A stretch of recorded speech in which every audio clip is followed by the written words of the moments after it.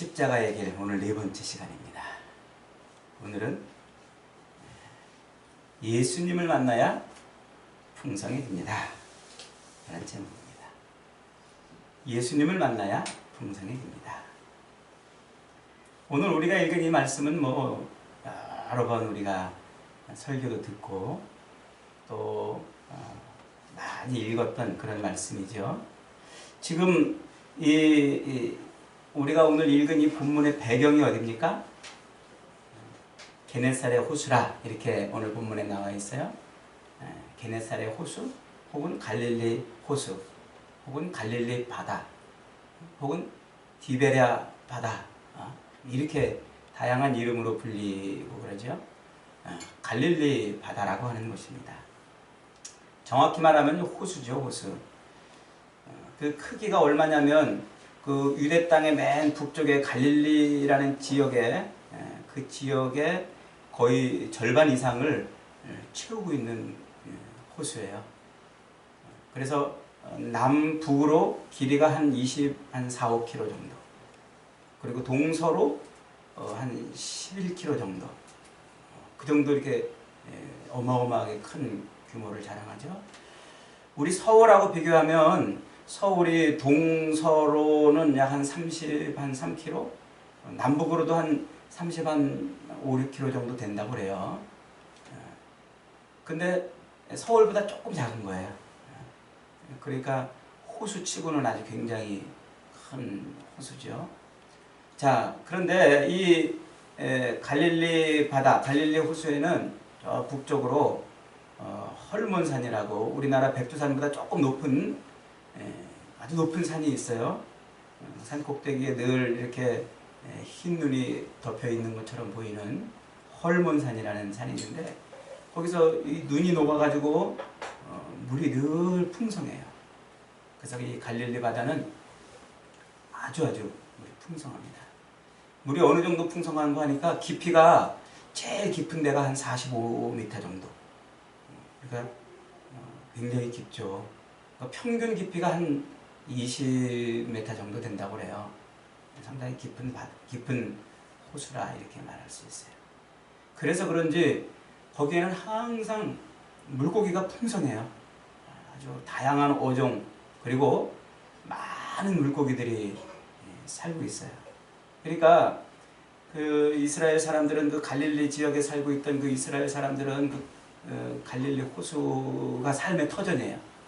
거기서 늘 이렇게 고기를 잡아먹고 얼마나 많은 고기들이 나오는지 어떤 기록에 보니까 그 갈릴리 지역에 있는 사람들은 고기를 삶아먹고 구워먹고 튀겨먹고 쪄먹고 말려먹고 팔아먹고 이렇게 표현할 정도로 갈릴리에서 잡은 물고기로 삶을 살았던 것이죠. 자, 지금 그런 갈릴리 바다 한 옆구리에서 지금 예수님께서 뭐하고 계신 거예요? 제자들을 부르고 계신 거예요. 제자들을. 하나님 나라를 선포하고 천국을 건설하는 위대한 영광스러운 사역에 동참할 제자들을 부르고 계시는 거예요. 그런데 예수님께서 하나님의 나라를 이루기 위한 그 사역에 동참할 제자들로 누구를 부르는 거예요? 어부들을 부르고 있어요. 어부들. 왜 어부들을 부르고 계시는 걸까요? 그 당시에 많은 직업들도 있었을 거예요. 또 예수님이 목수일을 하셨으니까 어쩌면 그 목공일을 하는 사람들을 더 많이 알고 있지 않았을까요? 그러면 당신이 많이 알던 사람들 중에서 택하실 수도 있었는데 왜 굳이 어부를 택했냐는 거예요. 굳이. 어부 아니더라도 많은 직종들이 있잖아요. 그 당시에 농부도 있을 것이고 마부도 있을 것이고 시장에서 다른 장사하는 사람들도 있을 것이고 이런저런 많은 직업이 있었을 텐데 왜 하필이면 어부를 택했냐는 거죠. 어부를. 예전에 어떤 목사님이 설교 시간에 그 어부, 왜 예수님이 어부를 택했느냐? 이 못 배우고 무식하고 미련한 그 어부들, 못 배우고 무식하고 미련한 자들을 들어서 하나님 나라를 이루시려고 그렇게 하셨다. 이렇게 설교를 했어요. 그랬더니 실제 어떤 어부가 그 설교를 듣고 목사님을 고발해버렸어요. 명예훼손이라고.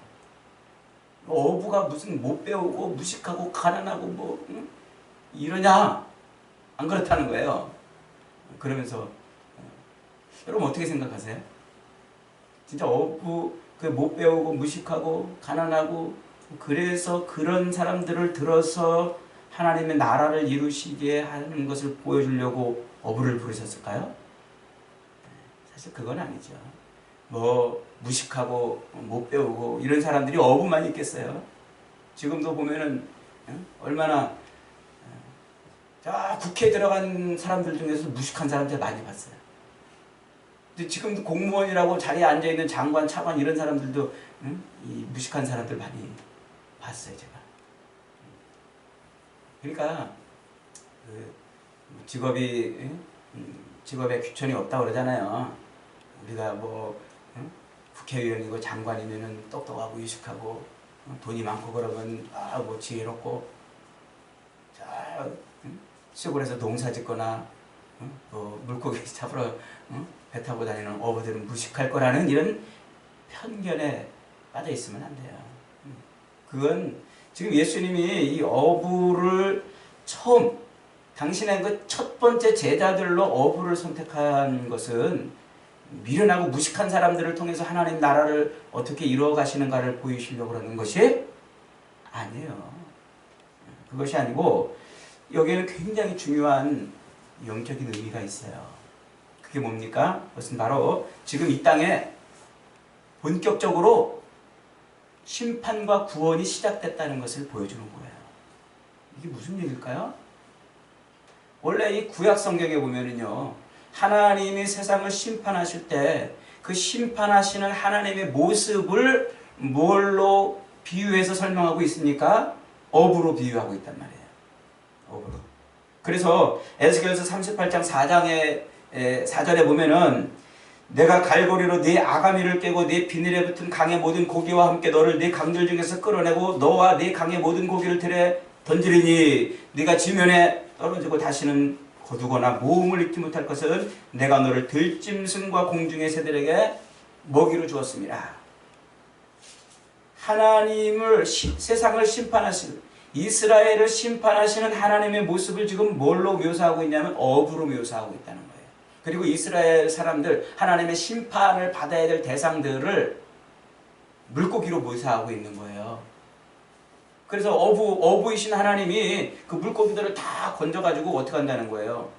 좋은 것들은 골라서 딱딱딱 모아놓고 이 나쁜 것들은 새들의 먹이로 던져버렸다는 거예요. 아모스 선지자도 역시 똑같이 그렇게 말씀하고 있어요. 아모스 4장 2절에 보면 하나님이 역시 심판하시는 그 하나님의 모습이 뭘로? 어부로. 그리고 하박국서도 역시 마찬가지로 하나님을 심판주 하나님을 어부로 표현하고 있단 말이에요. 그러니까 지금 이 어부가 그물을 던져서 고기를 잡고 그물을 끌어올려 가지고 그 물고기를 이제 끌어올리면 그 다음에 어떻게 하는 거예요? 그 물고기를 분류해낸단 말이에요. 그래서 좋은 것들은 다 따로 모아놓고 이 필요하지 않은 물고기, 별 볼 일 없는 물고기들을 어떻게 하는 거예요? 던져버리는 거예요. 새들의 먹이로 준다는 거예요. 새들의. 이게 농부도 그렇잖아요. 농부도 이제 말세에 저기 추수 때에 농작물을 걷어가지고 키질을 한다고 그랬죠. 그래서 알곡은 모이고 축정이는 내보내는. 그러니까 지금 그것을 선포하고 있는 거예요. 지금 예수님께서 사역을 시작하시는 바로 이 순간 지금부터 뭐라는 거예요? 하나님의 심판과 구원이 시작됐다는 것을 바로 이 장면을 통해서 설명을 해주고 있는 거예요. 그러니까 이 예수님께서 제자들을 지금 갈릴리 바닷가에서 처음 제자들을 부르신 때 이 어부들을 선택하셨다는 것은 지금 종말론적인 의미가 있는 거예요.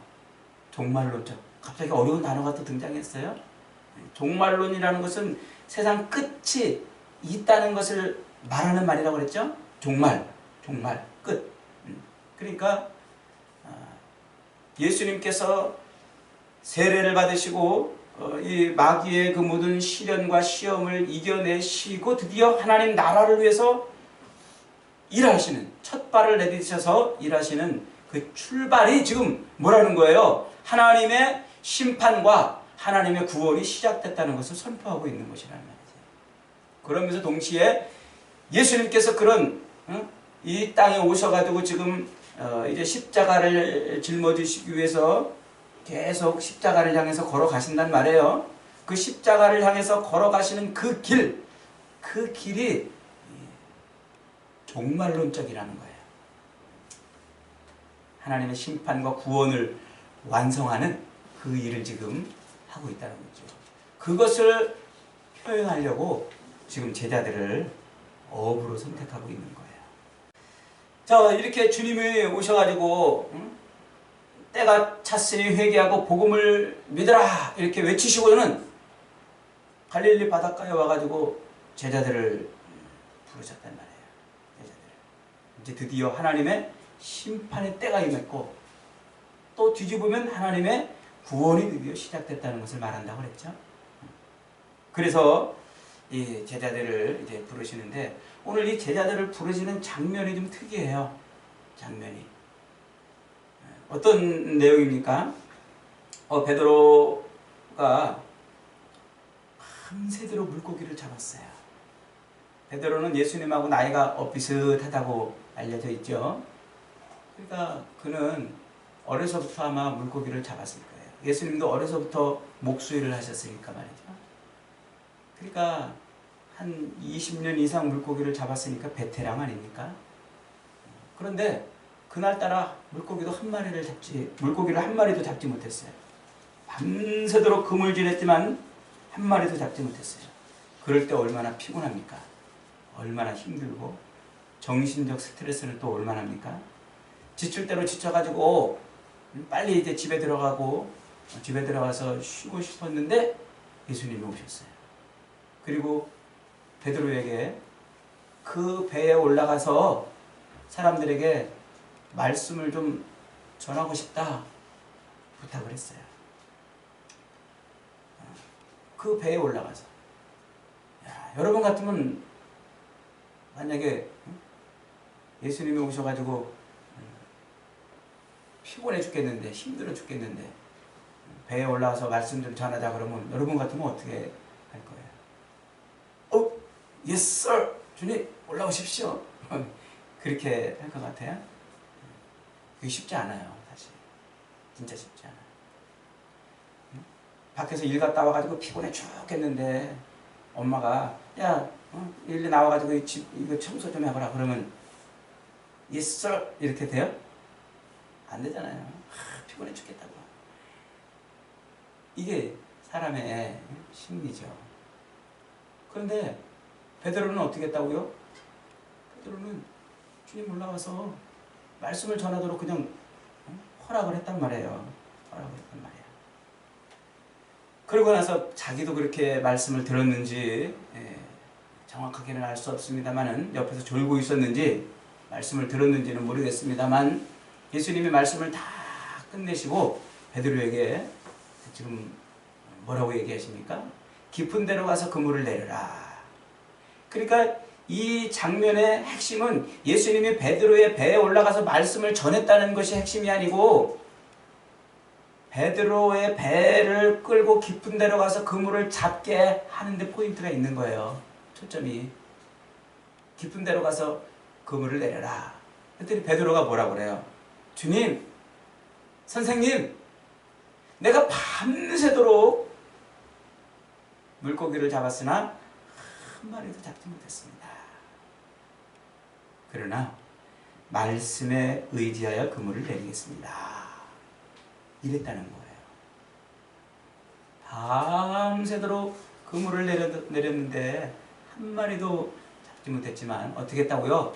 말씀에 의지하여 그물을 내리겠습니다. 그랬더니 결과가 어떻게 됐어요? 그물이 찢어질 만큼, 배가 잠길 만큼 물고기를 잡았습니다. 여러분, 지금 오늘 이 베드로의 이 장면을 통해서 성경이 우리에게 말해주는 것이 무엇입니까? 우리 인생은 주님을 만나야 풍성해지는 거예요. 주님을 만나야. 예수님을 만나야 우리 인생의 질이 바뀌는 거예요. 우리가 이 땅을 살면서 삶의 질이 높아지고 삶의 질이 바뀌기를 애쓰고 몸부림치잖아요. 그래서 우리의 삶의 질을 높이려고 공부도 하고 우리의 삶의 질을 높이려고 돈도 벌고 우리의 삶의 질을 높이려고 휴가도 가고 우리의 삶의 질을 높이려고 이런저런 일들을 행하잖아요. 그러나 우리 인생의 질은 그렇게 해서 바뀌는 게 아니라는 거예요. 우리 인생의 질은 누구를 만나야? 예수님을 만나야 질적으로 변화가 일어나는 거예요.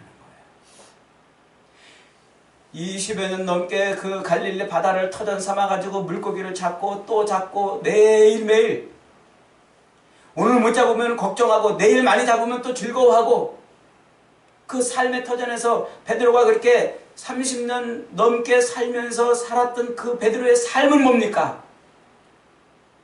하루 벌어서 하루 먹고 살아야 되는 그런 존재였던 거예요.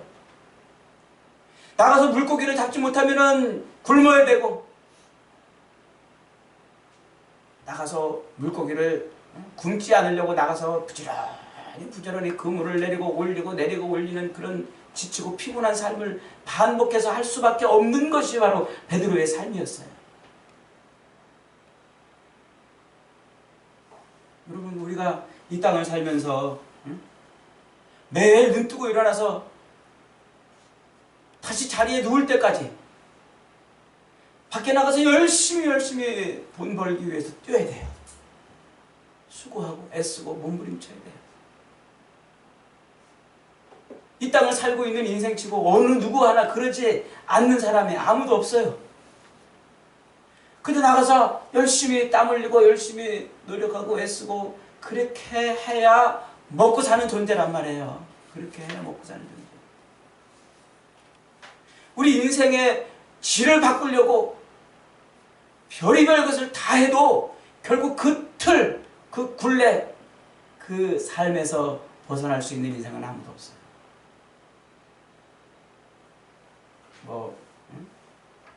연봉을 많이 주는 직장에 취직하면 인생이 활짝 핀 것 같고 대단한 것 같습니까?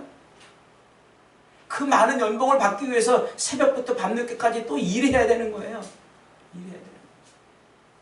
부지런히. 집에서 가만히 놀고 있는데 누가 그 연봉을 주냐 말이에요. 그러니까 지금 뭘 얘기하는 거예요? 베드로가 자기 삶을 영유하고 삶을 살아가기 위해서 결국 그물질을 또 하고 때로는 실수도 하고 실패도 하고 때로는 웃기도 하고 울기도 하는 그런 인생, 그 매일같이 반복되는 그 인생, 많은 물고기를 잡아도 그 인생은 변하지 않아요. 그 인생 속에 누가 들어와요? 예수님이 들어와셔요. 예수님이 들어와야 비로소 그 인생의 질이 바뀌는 거란 말이에요. 여러분, 우리의 인생에 주님이 들어오지 않으면 우리 인생 아무것도 안 해요. 아무것도 안 해요. 매일 먹고 살기 위해서 헐떡거리고 밤늦게까지 새벽까지부터 땀 흘리고 수고하고 애쓰고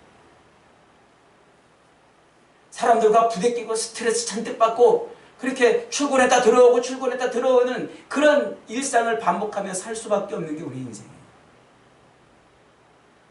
별의별 것을 갖다가 우리 몸을 치장하고 떡칠을 해도 우리 인생은 변하지 않아요. 우리 인생에 누가 들어오셔야? 예수님이 들어오셔야. 그래야 진짜 우리 인생은 이 인생다운 인생. 진짜 우리 인생은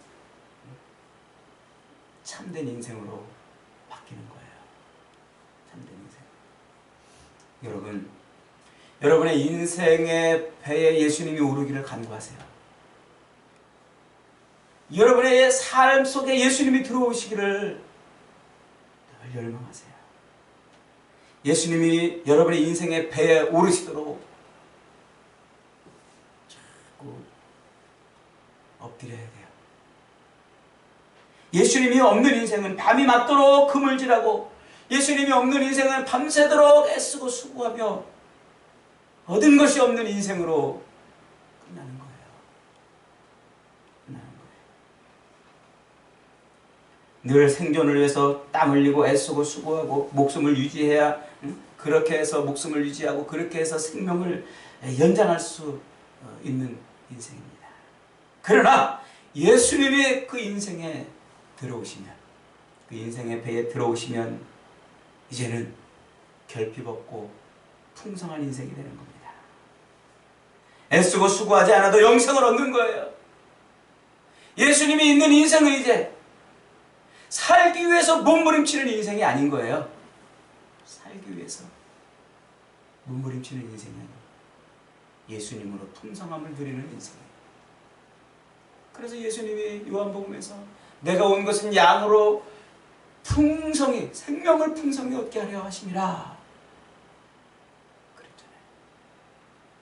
그래서 우리는 매일 똑같이 반복하고 살기 위해서 애쓰고 수고하고 땀 흘리는 그런 인생을 사는 것이 아니라 예수님으로 말미암아 풍성한 생명을 누리며 사는 거예요. 풍성한 생명을. 여러분의 삶에 예수님이 임재해 계시느냐 그렇지 않느냐가 여러분의 삶의 질이 어떠냐를 보여주는 겁니다. 여러분의 인생의 배에 예수님이 오르시는 순간 여러분의 인생의 질은 바뀌는 줄 믿으시기를 바랍니다. 예수님을 모셔드리세요. 예수님과 함께 하세요. 매일매일 살면서 내 배에 좀 오르십시오. 주님, 내 인생의 배에 오르셔서 내게 말씀하여 주시옵소서. 말씀하여 주시옵소서. 새벽부터 밤늦게까지 주님 없이 그저 하루하루 먹고 사는 것 때문에 애쓰고 수고하고 땀 흘리면서 또 들어와서 피곤해 지친 몸을 뉘었다가 또 나가서 그렇게 살아야 되는 그런 반복된 삶 속에서 늘 지치고 피곤한 그런 삶을 사는 것이 아니라 주님이 들어오시면 기쁨이 넘쳐, 주님이 들어오시면 생명의 풍성함을 누립니다. 이런 놀라운 은혜를 누리시기를 주님의 이름으로 축원합니다. 그 다음에 예수님이 그들의 배에 오르시고 그렇게 풍성한 것을 누리게 해주신 다음에 어떤 일이 있었어요? 베드로와 요한과 야고보 제자들이 주님 앞에 무릎을 꿇었어요. 주님, 저는 죄인입니다. 저를 떠나소서. 그랬더니 예수님께서 뭐라고 말씀하셨습니까? 저는 참 우리 예수님께서 놀라운 말씀을 보여주셨다 이런 생각이 들어요. 예수님이 그들에게 이렇게 말씀하십니다. 나를 따라오너라. 내가 너희로 사람을 낚는 어부가 되게 하리라. 너희로 사람을 낚는 어부가 되게. 왜 예수님은 지금 제자들을 부르셔서 사람을 낚는 어부가 되게 한다고 말씀을 하신 걸까요? 바로 그 말씀 한마디 때문에 제자들의 삶에 비전이 생긴 거예요. 제자들의 삶에 사명이 생긴 거예요. 제자들의 삶에 의미가 생긴 거예요. 늘 이 갈릴리 바다에서 배에 몸을 맡긴 채 파도와 싸워가며 자식을 먹여 살리고 입에 풀칠하기 위해서 늘 그물을 던지고 물고기를 잡아야만 했던 사람에서 하나님 나라를 위해서 일하는 사람으로 삶의 방향이 바뀌고 목적이 바뀌고 사명이 바뀐 거예요. 사명이. 매일같이 눈 뜨고 일어나서 직장에 나가서 그저 자기를 위해서, 가정을 위해서, 자식들을 먹여 살리려고 애쓰고 몸부림치며 그렇게 하루 인생을 그렇게 허비하며 살아가던 인생에서 진짜 해야 될 일을, 진짜 그 인생에서 해야 될 일을 예수님이 가르쳐 주신 거예요. 여러분은 지금 무엇 때문에 살아요? 아침에 눈 뜨고 일어나서 다시 눈 감을 때까지 그렇게 땀 흘리고 애쓰고 몸부림치고 헐떡거리면서 이루려는 것이 도대체 뭡니까?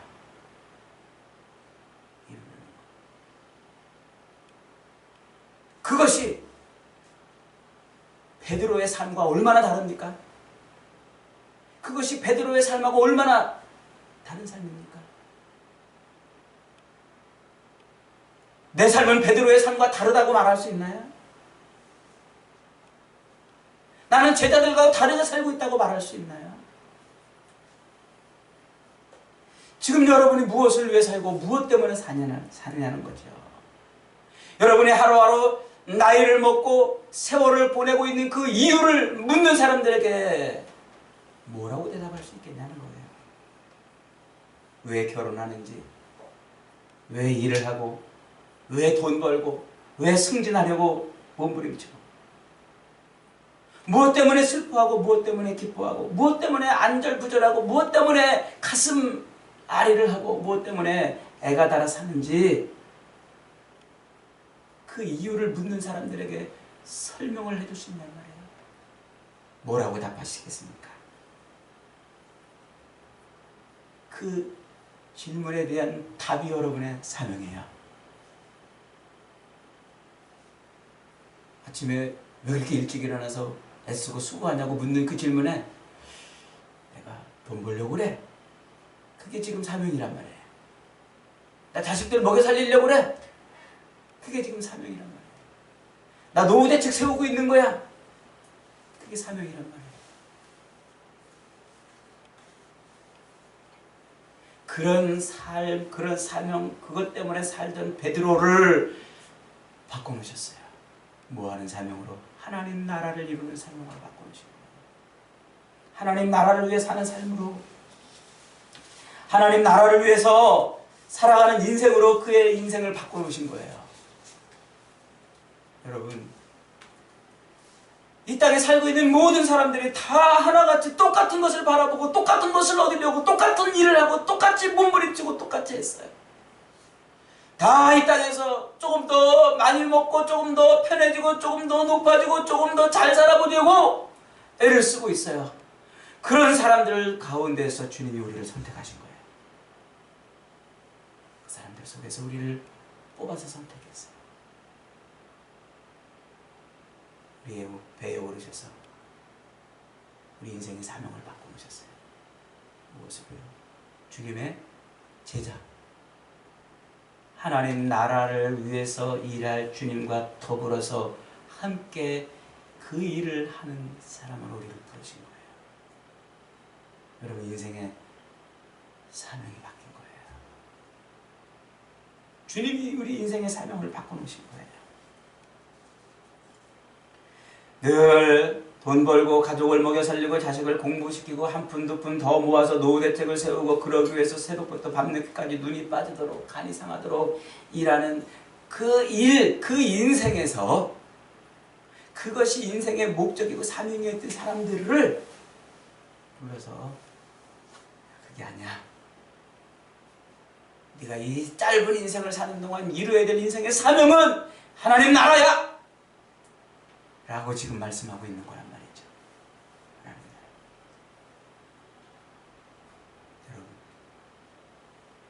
여러분이 진짜 예수님을 만났습니까? 여러분의 인생의 패에 예수님이 진짜 오르셨습니까? 여러분이 나는 주님이 내 인생의 구주이시고 내 인생의 주인이시고 전부이십니다 라고 진짜 고백하십니까? 그러면 여러분의 인생의 사명이 바뀌어 있어야 돼요. 여러분의 삶의 목표가 바뀌어 있고 여러분의 삶의 방향이 바뀌어 있어야 돼요. 주님을 만나기 이전에 살았던 그 삶이 아니라 주님을 만난 이후의 삶으로 바뀌어 있어야 돼요.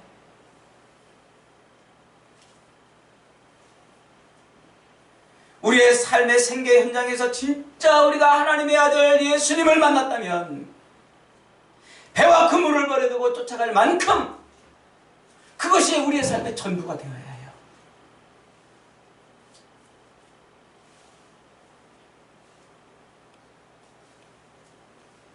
무엇을 먹을까? 무엇을 마실까? 무엇을 입을까 하지 마라. 이는 다 이방인들이 구하는 것이라. 이 모든 것이 너희에게 있어야 될 줄을 하나님 너희 아버지께서 아시느니라. 너희는 먼저 그 나라와 그 의를 구하라. 그리하면 이 모든 것을 너희에게 더하시리라. 여러분, 아직 주님을 못 만났다면 속히 주님을 영접하십시오. 주님을 만났다고 하는데 여전히 주님을 만나기 이전에 살았던 삶들, 그런 사람들이 살았던 삶의 그런 목표와 방향을 따라 살고 있다면 저는 주님이 여러분의 인생의 배에 오르지 않으시는 것일 수도 있어요. 속히 주님을 여러분의 인생의 배에 오르게 해보십시오. 그리고 주님께 이렇게 외쳐보십시오. 주님, 주님, 우리가 밤이 새도록 수고하였으되 얻은 것이 없지만 말씀에 의지하여 그물을 내리리이다. 주님이 그러면 우리에게